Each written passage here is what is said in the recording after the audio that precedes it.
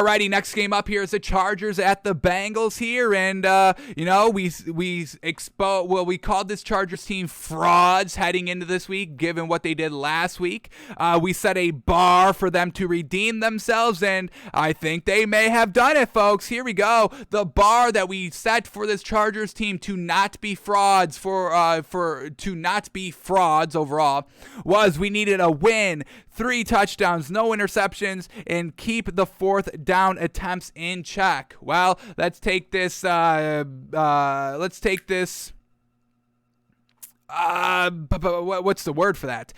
Criteria by criteria, I guess. I don't know. That's not the word I was looking for, but that's the word we're using. So here we go. The first thing that we needed to see out of the Chargers was a win, and they got the win. Very, very well done. 41-22. Now, before we get into all the stats and the remainder of why this team may not be frauds anymore, they got out to a hot start. Touchdown on the first drive, field goal on the second drive, and a touchdown on the third drive because of the Bengals fumble and interception on their first 2 drives. So Chargers got out to a really hot start, made it 24-0, but then momentum swung all the way to the other side to the Bengals. Then the Bengals score a touchdown, make it 24-6. Then the Chargers fumble. Then the Bengals score a touchdown, 24-13, and then an interception by the Chargers goes into halftime. After halftime, the Bengals pick up where they left off, and the Chargers picked up where they left off going into halftime. First drive by the Bengals, they score a field goal, making it 24-16. Another turnover by the Chargers results in a touchdown for the Bengals, making it 24-22.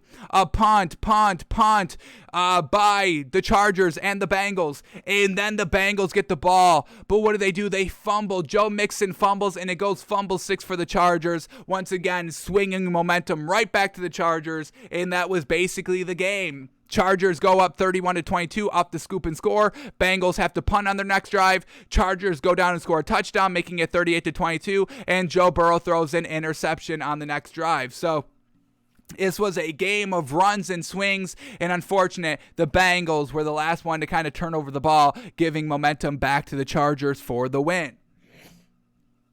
So the Chargers get the win. That's good. Now we needed to see 3 touchdowns and no interceptions. We got 3 touchdowns, but we got 1 interception.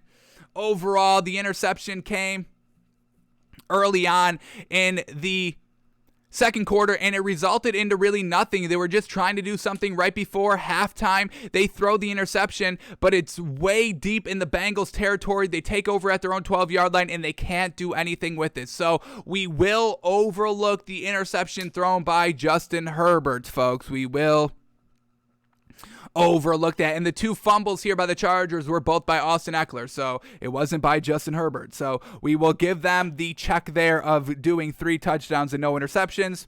And then we just wanted to keep the fourth down attempts in check. We didn't want them to get wild and get overblown. And they only went for it really once on 4th down, and it was on their first drive of the game. 4th and goal from the 4-yard line of the Bengals. They go for it, and they get the touchdown out of it. So I guess I got to stop kind of questioning Brandon Staley's guts to go for it on 4th down. He's really getting it done most of the time. And that really kind of just set the tone. 4th and goal from the 4-yard line. First drive on the road here by the Chargers, and they got the guts to go for it. So I think I had to take a little bit of a step back here, criticizing and knocking Brandon Staley so much for going for it on 4th down. That's kind of what the Chargers are. They are the kind of risk it for the biscuit team. A lot of the other teams, they try to play with that mentality, but overall, the Chargers do it the best. They do it the most consistently, and they get it the most consistently. So I think I'm not going to be knocking Brandon Staley for the 4th down attempts that much anymore. So Chargers, they get the win. 3 touchdowns, no picks, unofficially, and keeping the 4th downs in check. We give them credit. This Chargers team is back, folks. They are no longer frauds. Congratulations to the Chargers for taking our challenge and getting it done. Not like the Vikings did, right? Are we right, folks? Vikings are still frauds. Chargers are not. We give the Chargers credit. Alrighty, so now let's start breaking down some numbers here. Great game overall, and a really bad loss for a little upsetting loss here by the Bengals. They had it turned around, but then that Joe Mixon fumble truly turned around the entirety of the game. But here we go. Let's start with the Chargers since they got the win. Justin Herbert goes 26 of 35. 74% completion percentage, truly slinging that thing around. 317 yards, truly slinging that thing around. 3 touchdowns to 1 pick. Really didn't have any big deciding factor for the game overall, so we just throw the interception out the window. We're not weighing it that heavily. Now, for the rushing attack, Austin Eckler, 14 rushes for 59 yards and a touchdown, but he fumbled twice. Come on, can't be doing that. What happened on these fumbles here? First fumble resulted into 7 for the Bengals. Second fumble resulted into 7 for the Bengals. So Austin Eckler almost single-handedly turned the tide here for the Bengals in favor of them. So got to clean that up, Austin Eckler. Then we had Justin Jackson run the ball 6 times for 15 yards.